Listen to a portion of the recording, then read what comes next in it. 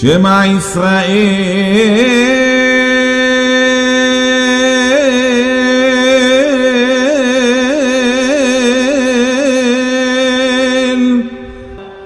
Eloheinu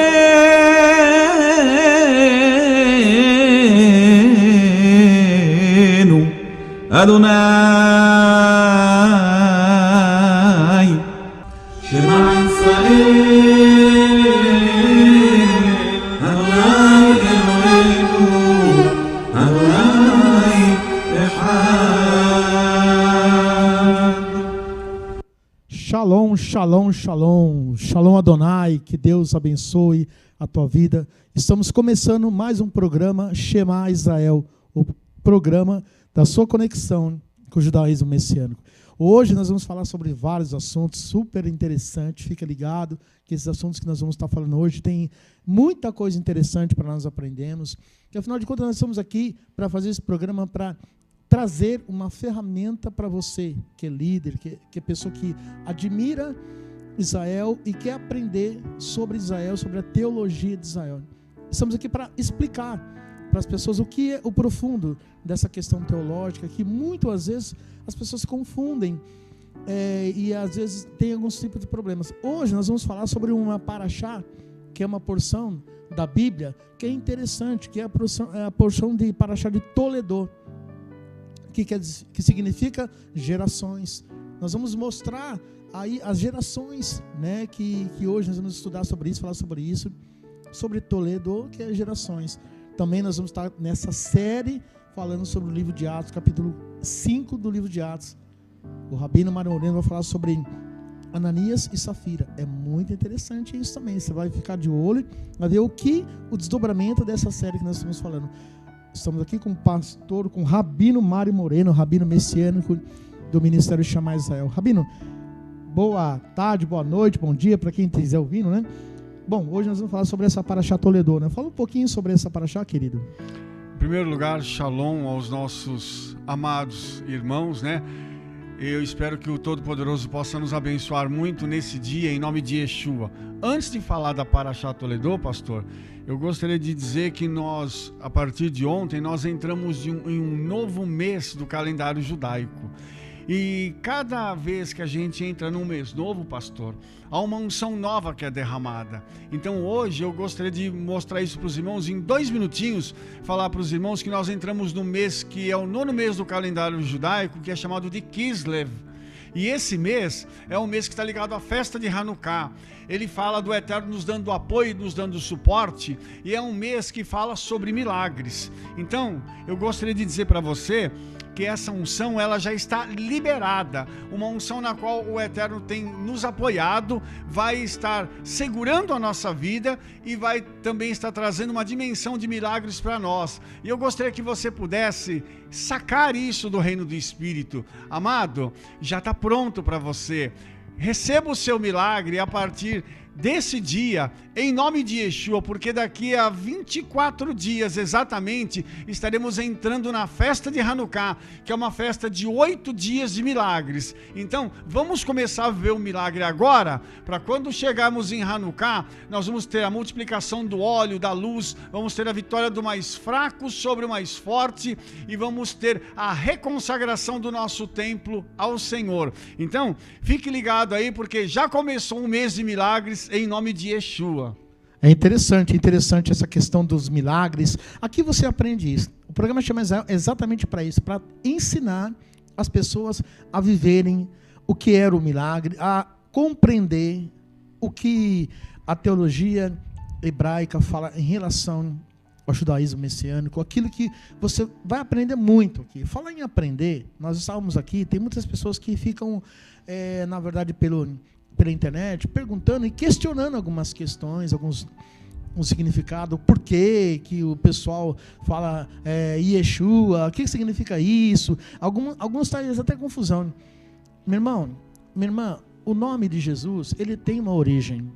O nome dele, na verdade, em hebraico é Yeshua HaMashiach. Então, o Rabino Mário vai falar um pouquinho mais sobre esse significado desse nome, porque tudo tem que ter um significado. Mário, o significado desse nome do nome de Jesus no hebraico, para que as pessoas possam entender, né? E aliás, nós estamos aqui para exatamente isso, para trazer explicações, não tirando nada em relação a isso.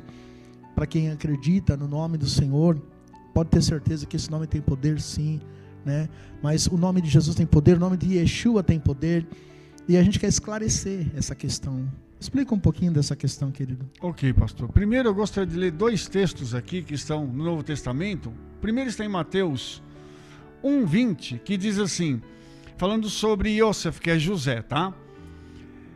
E projetando ele isso, eis que em sonho lhe apareceu um anjo do Eterno, dizendo-lhe, Yosef, filho de Davi, não temas receber a Miriam, tua mulher, porque o que está gerado nela é do Espírito Santo. Ela dará a luz e chamarás o seu nome, darás à luz um filho e chamarás o seu nome Yeshua, porque ele salvará o seu povo dos seus pecados. Aí nós temos uma outra escritura, pastor, que está aqui em Lucas, tá? No capítulo 1, no verso 31, diz assim, e eis que em teu ventre conceberás e darás à luz um filho, e pôr-lhe-ás o nome Yeshua.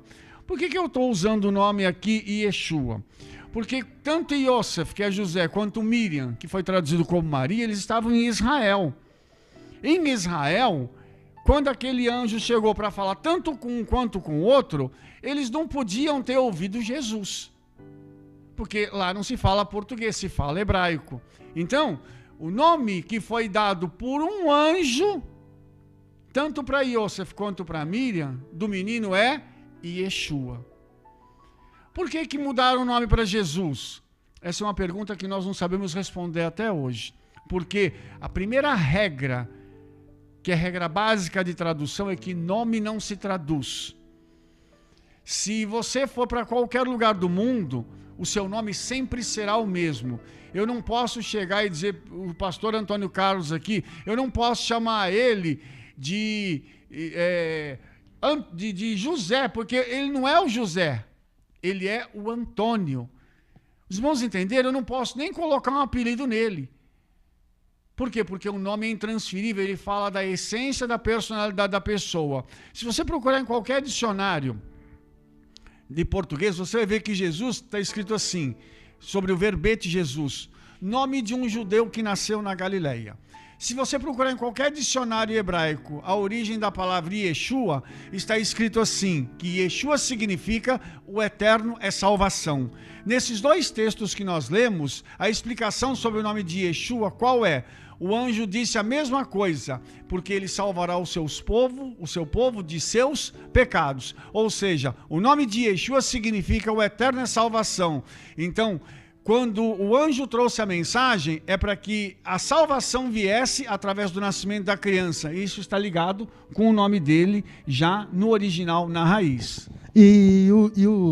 Quando fala Yeshua, também fala Hamashia, que Hamashia significa Messias, que foi traduzido, né? Na verdade, é salvação? Porque, veja bem, pastor, Salvador? A palavra Hamashia significa o ungido. Então, nós chamamos de Yeshua Hamashia. E em grego ficou Christos.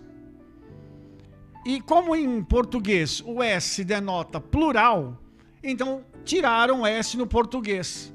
E ficou Cristo, e ficou parecendo que é o sobrenome dele. Mas não é o sobrenome, é o título dele. Quem ele é?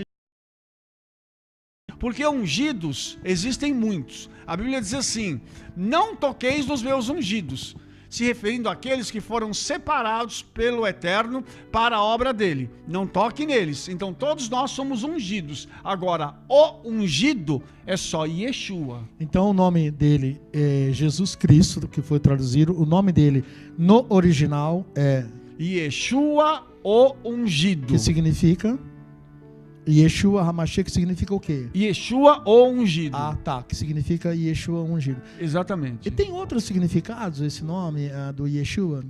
Por exemplo? Ele significa, o significado dele Os em atributos hebraico para esse é nome. que o eterno é salvação. O eterno é a salvação. Ele traria salvação para o povo de Israel. E se a gente pegar o Novo Testamento, pastora Brita Radachá, a gente vai notar uma coisa muito interessante.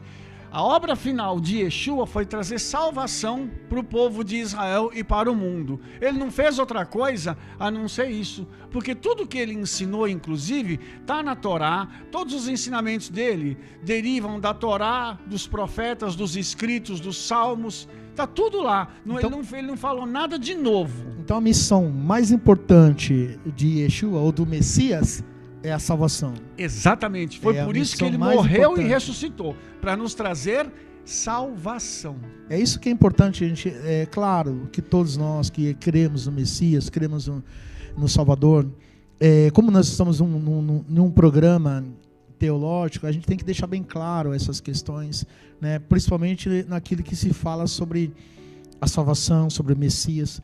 Todos vocês que é cristão, pastores, apóstolos, bispos, pessoas que assistem nosso programa, sabem de uma coisa: Yeshua HaMashiach, o Salvador, ele veio fazer uma missão aqui na Terra, que realmente é salvar a humanidade.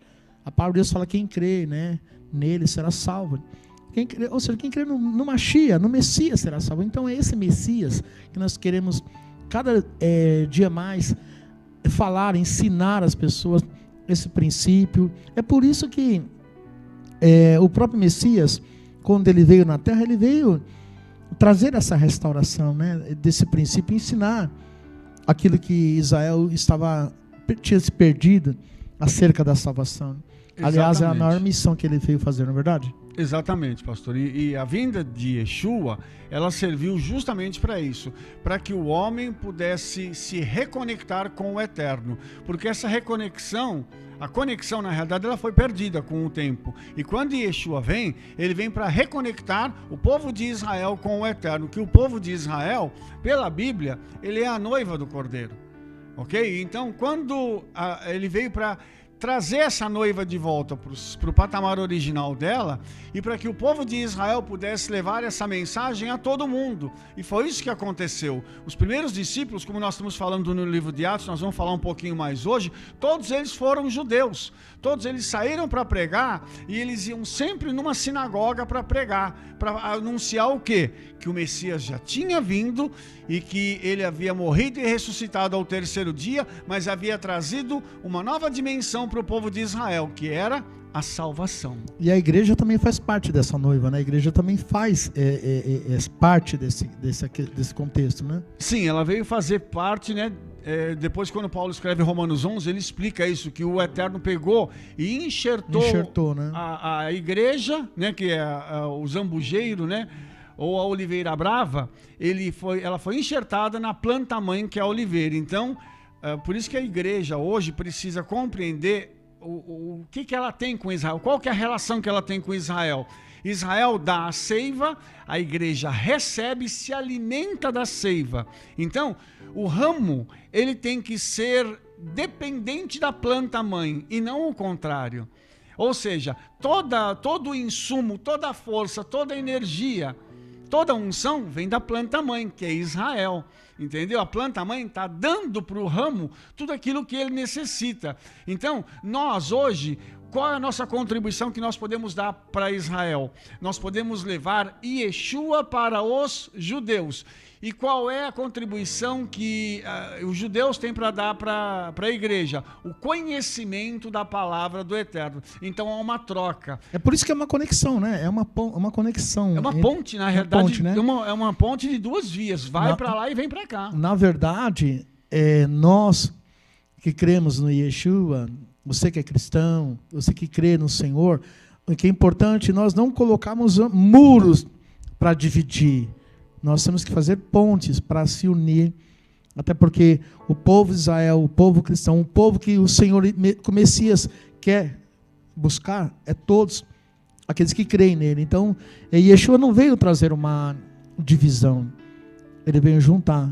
Exatamente. Ele veio fazer essa ponte, né? Exatamente, pastor. Exatamente isso. E é isso que nós precisamos enxergar. tá? Quando a gente fala que o pastor fala do nosso slogan, né? A sua conexão com o judaísmo messiânico no Brasil. É porque nós fazemos uma ponte entre Israel e a igreja. O nosso objetivo é fazer com que Israel reconheça a igreja como irmão mais novo, mas que a igreja também reconheça Israel como irmão mais velho. Esse é o nosso objetivo, entendeu? Então, por isso, nosso trabalho é trazer não só a informação, mas também a formação para os irmãos, para que vocês tenham as ferramentas para interpretar as escrituras da forma correta. É por isso que o nosso livro de receita judaica e festas bíblicas, esse livro aqui, que nós estamos falando a todos os programas sobre esse livro, fala bastante sobre isso, né? Nesse livro, o Rabino Mário Moreno, que é o autor do livro, ele traz uma coisa interessante, que são as festas bíblicas, que foram até substituídas, né? Aqui nós falamos sobre a receita, sobre festa de Purim, de Pessa, Shavuot, Rosh Hashanah, Sukkot, Chanukah e o Shabat. Rabino, essas festas, e agora nós vamos entrar na última festa que você citou aqui. Qual seria essa festa e o período e o significado da festa de Hanukkah? Nós vamos agora, no dia 12 de dezembro, começar a festa de Hanukkah. Tá, que é uma festa da reconsagração do nosso templo. Então essa festa é uma festa de milagres, é uma festa de unção, e toda festa, pastor, nós terminamos a festa com um jantar, com um banquete, entendeu? Então, as receitas, tem a receita, né? Aí tem as receitas, e as receitas elas são feitas de acordo com o significado da festa. Então, na realidade, o que eu gostaria de passar para os irmãos a informação é que cada festa tem uma receita própria. Não adianta a gente chegar e falar assim, eu vou fazer uma comida para a festa e tá bom, porque as comidas são proféticas, porque cada comida ela fala de um momento de reconexão nosso com o eterno. Então, a festa de Hanukkah, ela faz uma reconexão nossa, reconsagrando o nosso templo ao Senhor. Então, nós comemos tudo à base de óleo, ou seja, a maioria das comidas são fritas em óleo. Para quê? Para simbolizar que nós estamos comendo e absorvendo a unção do Eterno no nosso corpo físico, porque o nosso corpo ele é o templo do Espírito.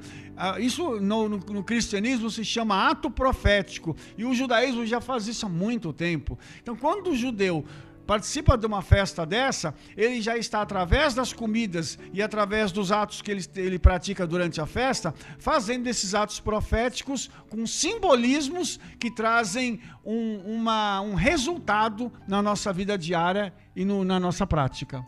Certo, ok. Bom, você que tem mais curiosidade, para querer saber mais sobre o Ministério Shema Israel, sobre aquilo que temos para ensinar, você pode estar entrando no nosso site, que é shemaisrael.com.br, está aí o site. Entra em contato conosco. Você também que quer convidar o Rabino Mário Moreno, eu, o pastor Antônio Carlos, para fazer seminários sobre as festas bíblicas, sobre um curso, ministrações na sua igreja, nós estamos à disposição. Também pelo telefone, tá? 011 96463 0227.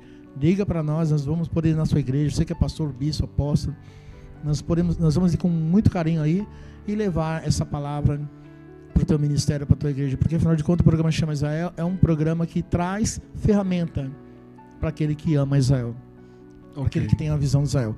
Bom, Rabino, vamos lá para essa nossa Vamos falar de Toledô, né? Toledô, vamos lá. Vamos falar de Toledô, porque Toledô fala de gerações e ela fala do nascimento de Esav e Jacó, né? Que Esaú e Jacó, né? E aqui tem uma coisa interessante, porque eles são gêmeos, tá? E são dois filhos que lutam no ventre da sua mãe.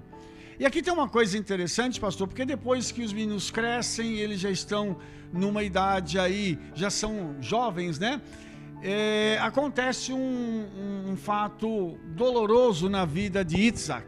O que aconteceu? O pai de Isaac morre, Abraham.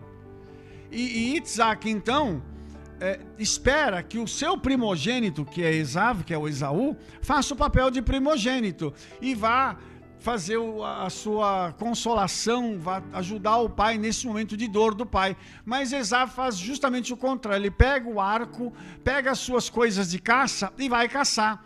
E Jacó, que está em casa, o que Jacó vai fazer? Yaakov pega então e vai fazer uma sopa de lentilhas, que é a comida dos enlutados na Bíblia, pastor. Então Yaakov faz aquela sopa de lentilhas para o seu pai, para que ele possa ter o coração confortado através da comida. E acontece uma coisa muito interessante, porque... Mas ele estava em luto por quê? Quem é que tinha falecido? Abraham morreu. Abraham morreu, entendeu? Quer dizer, o avô de Esav morre e ele vai caçar. Olha que neto bacana então, esse. É o contrário, né? Tem muitas pessoas que ministram que, na verdade, Jacó era isso, aquilo outro. Não, mas eu vou chegar lá, Vamos lá. Aí é que está a questão. Aí, Esav chega no momento em que Yaakov está terminando de preparar o guisado de lentilhas. E sabe o que acontece, irmãos? Ele diz assim, me dá um pouco desse guisado, senão eu vou morrer. Está escrito aqui em Gênesis 25, do 29 ao 33, diz assim: e Yaakov cozera um guisado, e veio Esav do campo, e estava ele cansado. E disse Esav a Yaakov: deixa-me, peço-te, comer deste guisado vermelho, porque estou cansado. Por isso se chamou Edom.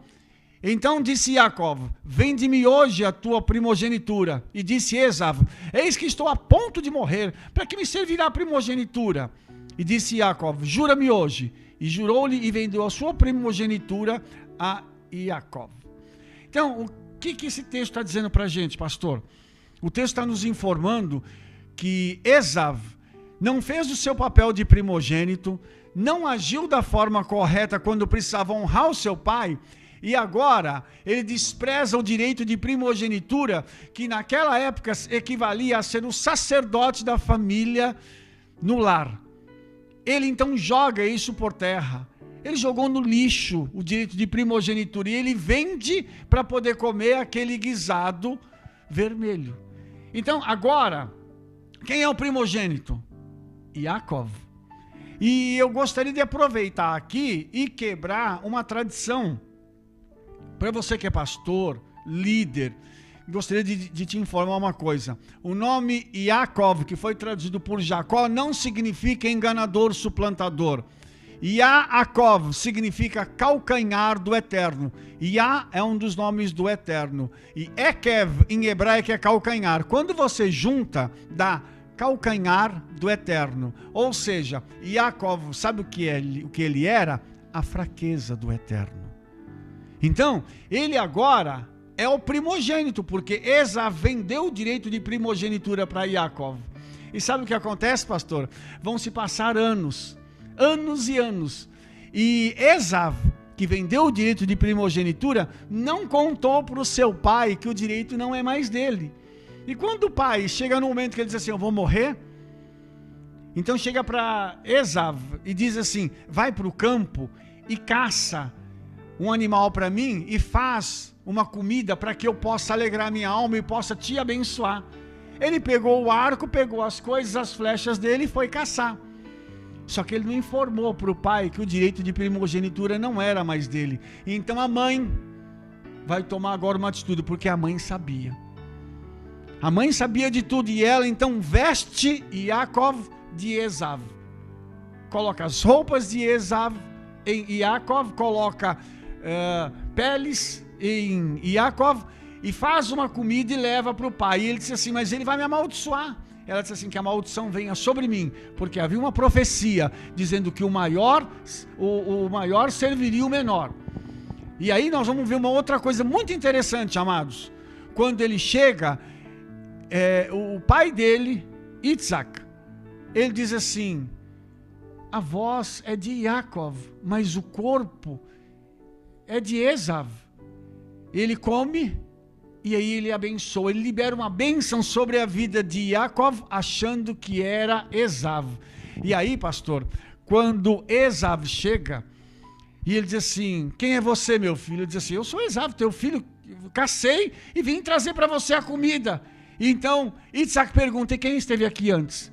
E aí Esav fica todo nervoso, e diz assim, agora ele já me enganou pela segunda vez. Eu queria mostrar para os irmãos a falta de caráter de Esav, porque Yaakov não enganou Esav. Yaakov recebeu o direito de primogenitura que foi vendido por Esav. Esav não informou o pai e agora Esav está mentindo para o pai, mais uma vez acusando Yaakov de algo que ele não fez. Então, irmãos, eu gostaria de deixar uma coisa bem clara aqui.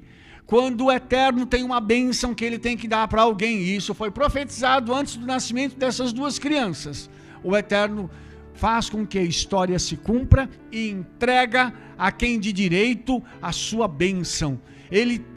Esaú perdeu a primogenitura, ou seja, ele perdeu o direito de ser o sacerdote na família. E a primogenitura é algo que nós, que somos primogênitos, recebemos por direito de nascimento. Eu sou primogênito na minha casa e eu, graças ao Eterno, tenho tido a missão de guiar a minha família dentro dos preceitos do Eterno. E eu queria dizer para você que é primogênito, homem que é primogênito, porque a primogenitura não vale para a mulher.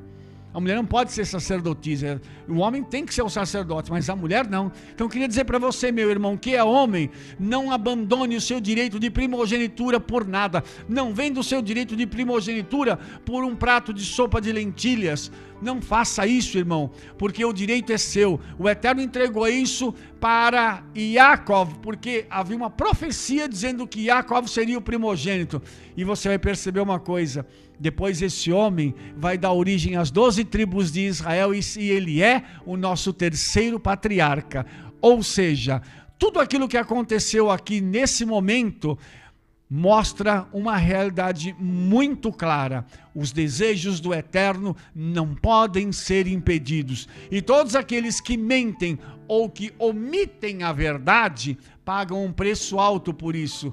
Esaú chorou amargamente, mas ele não pôde mais ter a sua bênção de volta. Agora a bênção estava com quem de direito, que era Iacov. E nós vamos, só para mim terminar, pastor, nós vamos ver um encontro que Iacov depois, quando vai voltar para sua casa, ele tem com o Eterno, e o Eterno muda o nome dele de Iacov para Israel.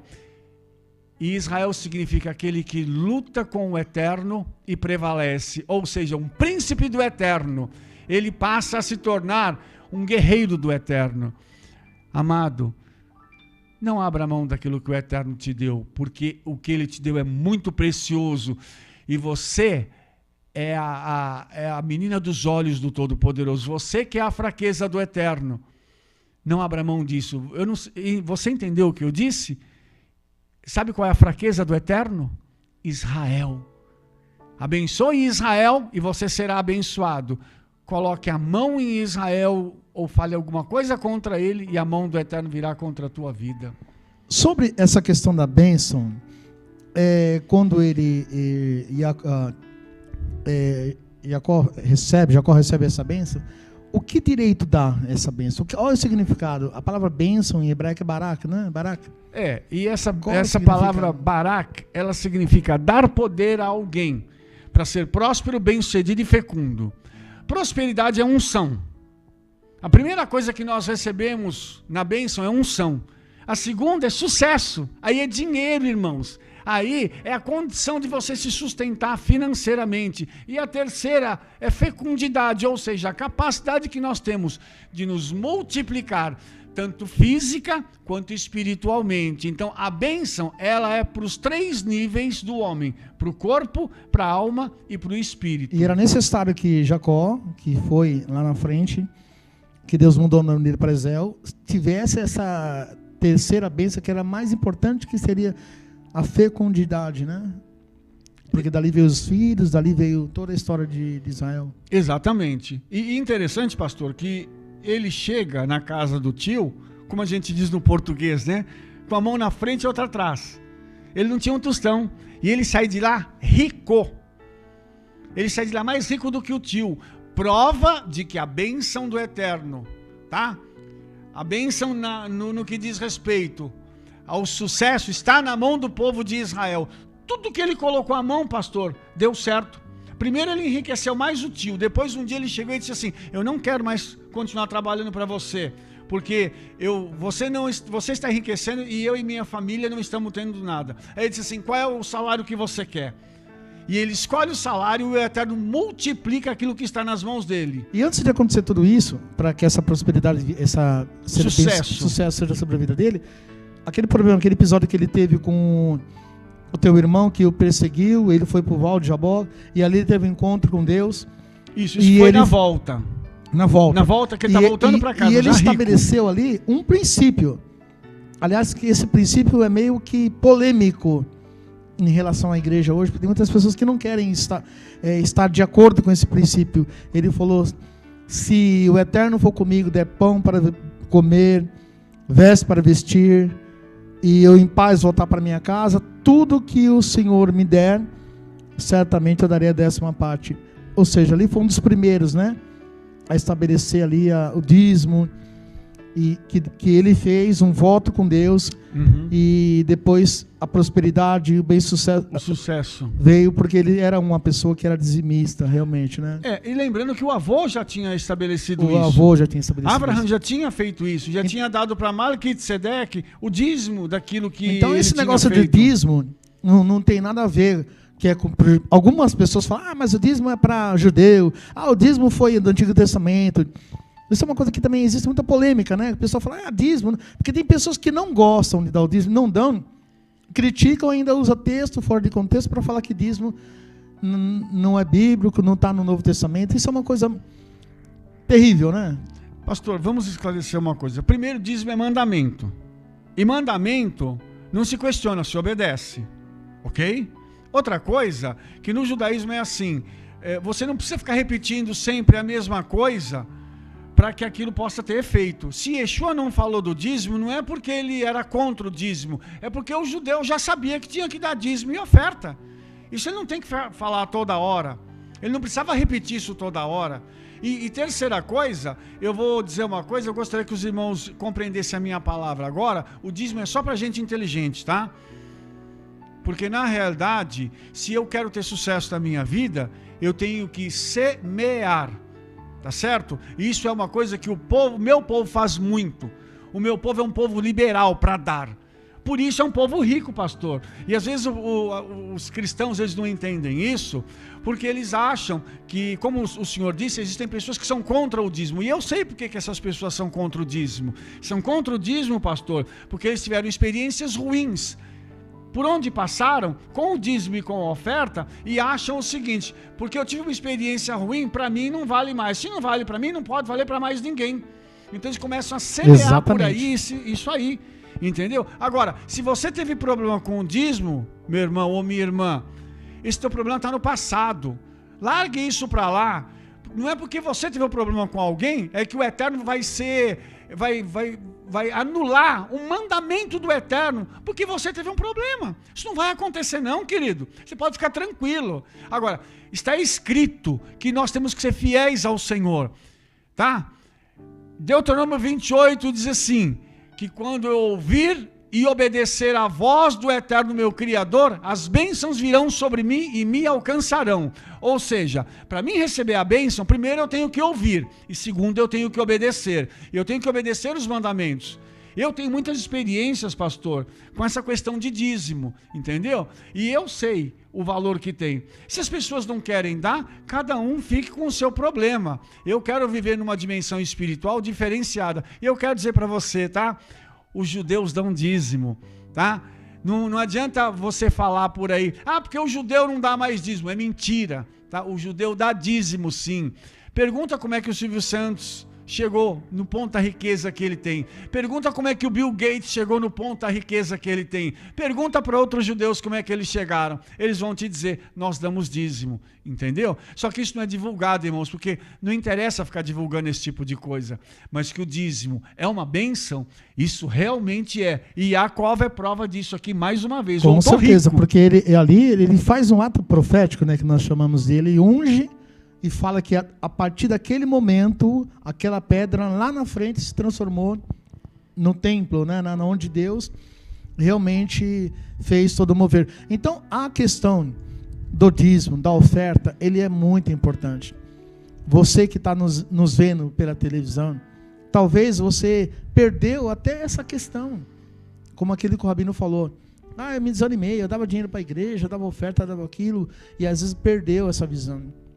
Mas você quer prosperar de verdade, você quer ter uma vida em abundância, seja um dizimista, seja um ofertante fiel, até porque é um princípio, né? A igreja, ela necessita das ofertas, dos dízimos para sobreviver. independente da igreja. Alguém me falou esses dias, eu não dou mais o dízimo porque eu acho que... Ele teve a explicação dele. Mas eu falei, meu irmão, é importante, se você frequenta uma igreja, vá, entrega o seu dízimo lá. Mas eu quero dar em outro lugar. Entrega o dízimo na tua igreja. Quer dar uma oferta para os pobres, para o asilo, para seja o que for. Dá oferta também para as pessoas. Mas o seu dízimo entrega onde você recebe a tua bênção, o teu milagre ali, né? É importante. Quantas pessoas hoje estão deixando de ser abençoadas porque não estão dizimando? E olha que nós não estamos pedindo dízimo para a nossa igreja aqui. Não estamos falando, vem dizimar na minha igreja. É importante você entregar, porque é dano que se recebe, né? E é o que você falou ali, quando Abraão entregou a 10ª parte também para Melquisedeque, o que aconteceu? Eles cearam com vinho e com pão, né? Que teve aquele princípio também ali dessa oferta, né? Desse dízimo. E só para a gente encerrar, porque a gente ainda tem mais coisa que precisa falar hoje, só para a gente encerrar, pastor, tem um detalhe. Você não está dando o dízimo para alguém, você está dando para você mesmo. Entenda isso, quando você entrega, você cumpre o mandamento, e em cumprir o mandamento, aí que está a tua bênção. Não importa como as pessoas vão administrar o que você está dando, importa que você está obedecendo. Esse é o ápice da questão. Obedeça e não se preocupe com o resto. Ao Eterno cabe ser quem Ele é na sua vida. A você e a mim cabe obedecer. Amém, Baruch. Vamos tocar, vamos lá. Vamos tocar em frente agora. Então vamos mudar um pouco de assunto agora. Vamos falar de Atos capítulo 5, pastor? Vamos lá. Que tem a ver também com uma oferta aí que não... Vamos lá. A gente vai mexer nessa questão. Vamos falar de Ananias e Safira, um casal que vendeu as suas propriedades, a sua propriedade, né? E foi entregar para os discípulos. Por quê? Vamos deixar claro que no judaísmo isso era uma prática muito comum e ainda hoje é uma prática comum do judeu tirar dinheiro para poder ajudar os seus irmãos, tá? Os discípulos naquela época chegaram ao ponto de tirarem o dinheiro, tá, de suas propriedades, ou seja, eles estavam vendendo as propriedades para ajudar os irmãos que tinham necessidade. Isso é um princípio básico na Torá e no judaísmo, ok? Todo judeu faz isso o tempo todo, e em todos os tempos eles fizeram isso. Só que nesse caso aqui, teve uma coisa diferente. Quando eles chegaram com o valor, Ananias chegou com o valor, ele chegou para os discípulos e disse assim, está aqui o valor. E quando ele se defronta com os discípulos de Yeshua, acontece uma coisa interessante. Mas isso era um voto que eles tinham feito, né? Uma oferta que ficou... É uma oferta, não é um voto, não. Eles pegaram, né, o dinheiro, pastor, na realidade eles precisavam ajudar os pobres. Então, a comunidade em Jerusalém, dos judeus messiânicos, que nós estamos falando de judeus messiânicos aqui, tá? Sim. Eles então se reuniram e disseram assim, nós vamos ajudar os pobres. Eles começaram a ajudar. Ananias e Safira disseram assim, nós queremos ajudar também. E entraram nesse mesmo mover, vamos chamar assim. E o que ocorreu? Eles chegaram lá com o preço, Ananias chegou com o preço do que ele tinha, da propriedade que ele tinha vendido. E Kefa, que é o Pedro, disse assim para Ananias, Ananias, por que encheu o adversário o teu coração para que mentisses ao Espírito Santo e retiveste parte do preço da herdade? O que aconteceu, pastor? Quando Ananias chega diante de Kefa, diante de Pedro, ele chega com uma parte do valor. Ele não entregou o valor todo, mas ele chegou com uma parte dizendo que tinha entregue tudo. Eu estou entregando tudo, e era mentira. Kefa, então, vai bater de frente com ele, digamos assim, dizendo para ele o seguinte, por que você está mentindo para o Espírito Santo? Isso é uma coisa muito interessante, ele não está mentindo para Kefa, estava mentindo para o Espírito Santo que estava ali. Havia um grande mover do Espírito Santo naquela época. E sabe o que aconteceu, irmãos? Aquele homem caiu duro e morreu, porque mentiu sobre um valor que ele estava dando de oferta. E não precisava fazer isso, né? Não, ele podia ficar com o valor para ele e não precisava dizer nada para ninguém. Mas o que ele fez? Ele entregou dizendo, eu estou dando tudo. E na realidade era mentira. Então, aqui nós temos uma coisa muito interessante. E eu vou dizer uma coisa para os irmãos, como a gente gostaria que esse tempo aqui voltasse. Porque tem muita gente subindo no púlpito e mentindo. Tem muita gente entrando em rede social e mentindo. Tem muita gente gravando vídeo na internet e mentindo. E sabe que está mentindo para prejudicar a vida de outras pessoas. Se hoje fosse assim, irmãos, quanta gente estaria morrendo hoje? E sabe por quê? Porque isso é falta de temor ao eterno. Para que mentir se a gente pode dizer a verdade? Para que chegar e falar uma coisa dessa se nós temos a obrigação de dizer a verdade? O Espírito Santo, Keifas, Pedro não pediu. Ele falou, não, está aqui para se aparecer, para mostrar para as pessoas, eu acho, sei lá. Provavelmente foi isso. E o duro nisso tudo é a segunda parte do que vem. É a mulher, a esposa. A esposa saiu e depois de algumas horas a esposa volta e Kefa chega e pergunta para ela, Safira, quanto é que vocês deram? Qual foi o valor da venda do terreno que vocês estão dando? Foi tanto. Ele pergunta para ela assim, foi esse valor mesmo? Ela disse, foi. Ele disse assim, está vendo os pés desses homens? Esses homens levaram o teu marido morto agora há pouco. E você vai com eles agora. E ela caiu dura e morreu. Ou seja, ela foi na mentira do marido. Ela confirmou a mentira do marido. E morreu junto com o marido pelo mesmo pecado. Isso é que é unidade, né, irmãos?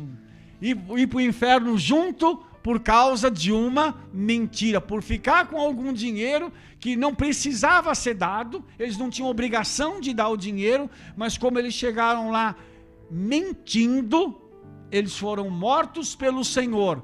Aí, irmãos, vem uma pergunta que eu gostaria de fazer.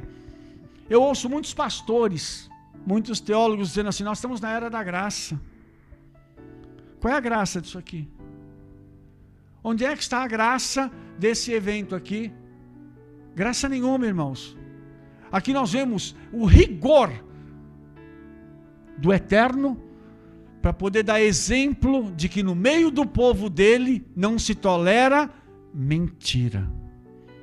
A mentira é uma invenção de Hassatã, do nosso adversário, do diabo. E eu quero dizer para você, eu espero que em nome de Yeshua, nós tenhamos a condição de sempre falarmos a verdade, doa a quem doer ou aconteça o que acontecer. Sabe por quê, irmãos? Nós não precisamos mentir. A unção do Senhor vem quando nós temos comunhão com Ele, e essa comunhão vem quando nós andamos na verdade. Agora também tem um outro lado, que nesse caso foi literalmente, esse casal morreu, né? Mas tem um lado também espiritual, também, né? Que hoje em dia, a gente pode trazer no dia de hoje, quantas pessoas estão morrendo, né? Espiritualmente, por estar mentindo, né? Em relação a esses fatos, essa questão aí, né? Que às vezes a pessoa, ela tem essa morte espiritual, que é uma morte terrível também, não é verdade? E agora, pastor, a gente percebe uma coisa, o Eterno está tendo longanimidade, que a longanimidade é a bondade esticada. Ele vai esticando a bondade dele até onde dá, para ver se a pessoa se arrepende, sabe? Mas eu vejo o seguinte, pastor, quando a gente lê aqui em Atos 5:11, diz assim, e houve um grande temor em toda a congregação e em todos os que ouviam estas coisas. A morte daquele casal produziu temor no meio dos judeus messiânicos e no meio dos demais judeus. Sabe por que nós não temos temor do Eterno hoje nas nossas igrejas? Porque virou tudo uma grande festa, irmãos. As pessoas fazem o que querem, dizem o que querem, vão com a roupa que querem e acham que a igreja é um lugar de fazer fofoca, de ver um ao outro. Um clube social, né? Exatamente, é um clube, é um grande clube onde se vai. Se ouve uma palavra bacana, volta-se para casa com a sensação do dever cumprido, porque eu fui à igreja no domingo, já tô bem, posso passar a semana inteira fazendo o que eu quero, porque eu fui à igreja ao domingo. E aí, não tem temor dos céus. E nós precisamos trazer de volta esse temor, irmãos, para as nossas vidas, para dentro das nossas igrejas. Sabe por quê? Porque a igreja é um local onde a presença de Yeshua precisa ser manifesta. Ontem eu estive na igreja do Evangelho Quadrangular, em Itapetininga, lá na igreja do meu amigo pastor Alex Simões, e houve um grande mover do Eterno ali, muitos sinais aconteceram, E eu vou dizer para você, e sabe por que os sinais aconteceram? Porque a gente anda em santidade. A gente anda no temor do eterno. Sabe para quê? A gente não está indo para fazer um turismo. Eu não vou para as igrejas onde eu sou convidado para mim poder ver a cara do pastor e voltar, embolsar a oferta e dizer assim, está tudo certo. Nós vamos levar uma palavra, vamos levar uma restauração. E era isso que esses discípulos estavam fazendo em Israel e em Jerusalém. Eles estavam levando uma palavra de restauração, porque o judaísmo naquela época precisava ser restaurado e hoje a igreja precisa ser restaurada. Nós não precisamos de outro Martinho Lutero, nós precisamos sim de uma grande restauração no nosso povo, irmãos, para que esses sinais voltem a acontecer. É mais do que uma reforma que você falou, nós não estamos precisando de mais um Martinho Lutero, nós estamos precisando mesmo de uma restauração. Sim, voltar para o original. Voltar para o original, para os princípios, aquilo que o Eterno veio estabelecer e que Yeshua veio nos ensinar. Exatamente, pastor. E uma curiosidade. Mateus fala isso, né? Mateus 28, portanto, ide a todo mundo, ensinando a guardar todos os mandamentos, todas as coisas que vos tenho ensinado, fazer discípulos. Então, o princípio de ensinamento para as pessoas do original, do certo, é que traz a restauração. Exatamente, pastor. E traz os milagres juntos. E traz os milagres. Porque você vai perceber o seguinte, irmão, por onde os discípulos andavam, só acontecia milagre. Deixa eu falar uma coisa aqui, Rabino, que eu tive um episódio. Uma coisa importante para vocês entenderem. Cadê essa câmera aqui? Você que está na igreja, você que foi abençoado um dia no teu ministério, na tua igreja, que estava desempregado, desempregada, que estava passando por uma necessidade, que o teu pastor, teu líder, teu apóstolo, teu bispo, chegou e orou pela tua vida. E profetizou, ainda declarou que você ia arrumar um emprego, que você ia estar empregado, empregada, em um trabalho, ainda até falou, olha, Deus abriu uma porta de emprego, assim, numa empresa tal, e você foi abençoado, eu tenho certeza, você recebeu a bênção, recebeu o emprego, hoje está empregado, está empregada, está trabalhando, está ganhando bem, porque Deus te abençoou através de um profeta, do teu pastor que orou pela tua vida, do teu apóstolo, e hoje você saiu da igreja. Você foi abençoado, Deus abençoou a sua vida, te prosperou, te trouxe a condição de você ganhar aquilo que você não imaginou que você ia ganhar financeiramente, está ganhando hoje, mas está fora da igreja. E com isso você reteu o seu dízimo, a sua oferta. A igreja talvez não tenha mais importância para você, mas quando você estava desempregado, desempregada, você pedia para o pastor, para o obreiro, para o diácono, para o presbítero, até para o porteiro, ora pela minha vida, ora pela minha vida financeira. E Deus abençoa a sua vida financeira. E hoje, você deu um tchau para a igreja, deu um tchau para o teu pastor. E você que está me assistindo, ou vai me assistir, volta correndo para a igreja. Volta ainda essa semana para a igreja. Porque Deus, Ele te deu algo através de um profeta, ou de uma profeta que orou pela tua vida. Agora você tem que ser grato e grata a Deus e voltar ali para aquele ministério, para que você não possa ser roubado ou perder aquilo que você recebeu, né? Só para a gente encerrar essa questão de Atos então, pastor, o livro de Atos aqui diz o seguinte, no mesmo capítulo, no verso 14, diz assim, e a multidão dos que confiavam no Senhor, tantos de homens como de mulheres, crescia cada vez mais. Eles não precisavam fazer culto evangelístico, evento evangelístico. As pessoas ouviam falar dos milagres. Testemunhos. Exatamente. E se juntavam ao grupo de judeus messiânicos. A nossa melhor pregação, sabe qual é? O nosso testemunho. É a nossa vida. É fazer diferença. Onde nós precisamos fazer diferença, que é no nosso dia a dia. Então, você que fala tanto de crescimento de igreja, você que fala tanto de estratégia de crescimento para a igreja, eu vou te dar a melhor estratégia qual é. Sabe qual é? É trazer de volta a unção do Espírito Santo para a nossa vida, para que através dos sinais na nossa vida, nós possamos ver as pessoas se achegando novamente a Yeshua e vendo um resultado positivo na sua vida. Quero te dizer uma outra coisa, meu irmão e minha irmã. Se você precisa de uma bênção, eu sei que Yeshua tem uma bênção para a sua vida nesse dia. E eu sei que Ele é poderoso para quebrar qualquer obstáculo na sua vida. Mas aquilo que o pastor Antônio Carlos acabou de dizer, eu quero só reforçar. Volte para a igreja, volte para a casa do Senhor, porque ali é o teu lugar. As pessoas aqui estavam se juntando àqueles judeus messiânicos, mas eles continuaram vivendo o judaísmo, continuaram vivendo na presença do Eterno, e agora com um fogo, uma unção ainda maior, que fazia com que eles se aproximassem ainda mais do Espírito Santo, de Yeshua e do Eterno. Amém, glória a Deus. Bom, nós estamos quase terminando, passa muito rápido. Vamos tomar um cafezinho? Vamos lá no Café Marita, né? O Café Marita é o nosso patrocinador. Então vamos aí, solta a vinheta do Café Marita aí, produção.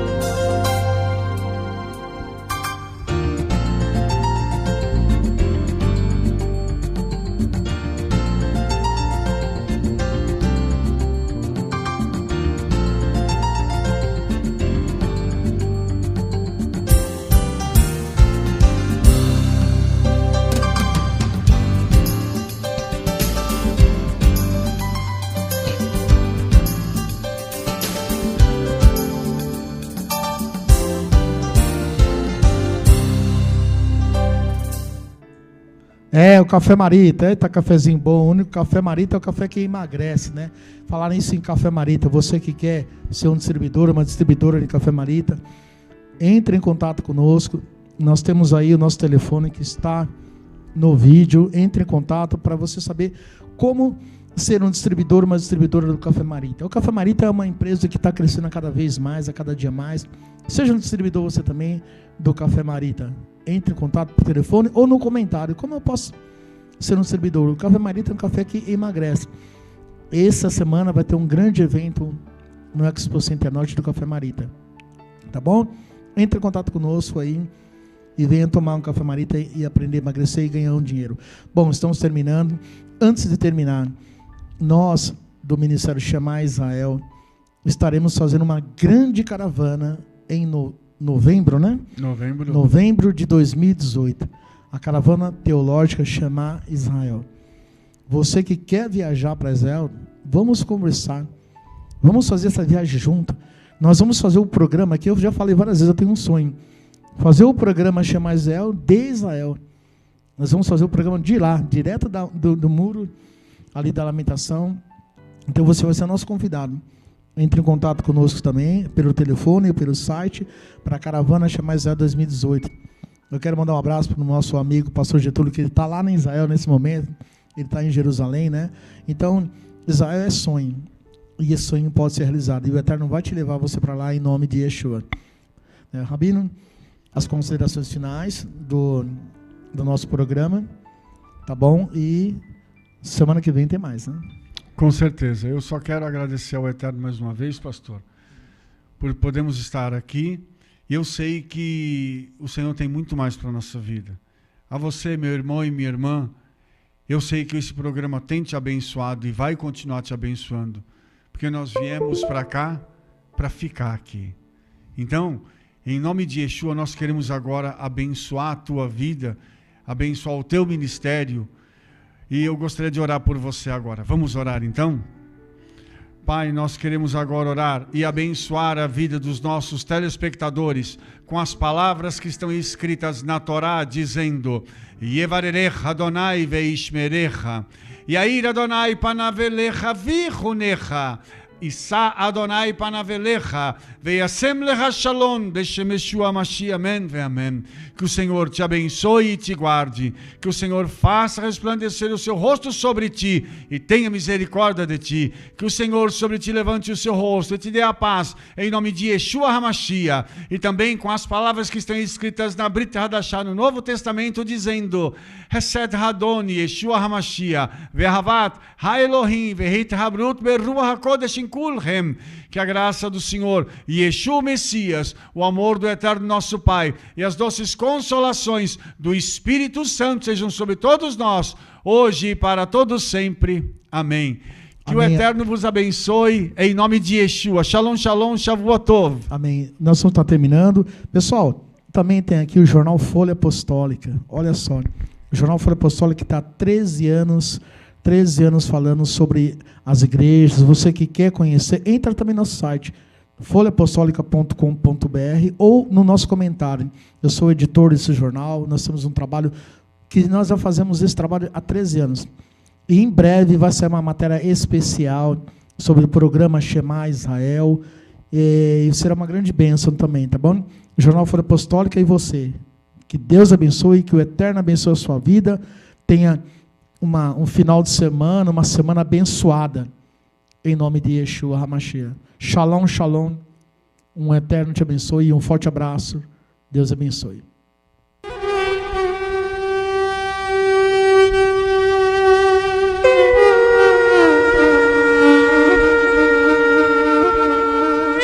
Shema Israel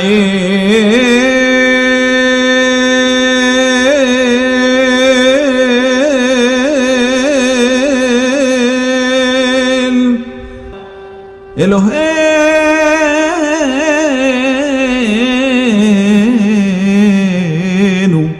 Adonai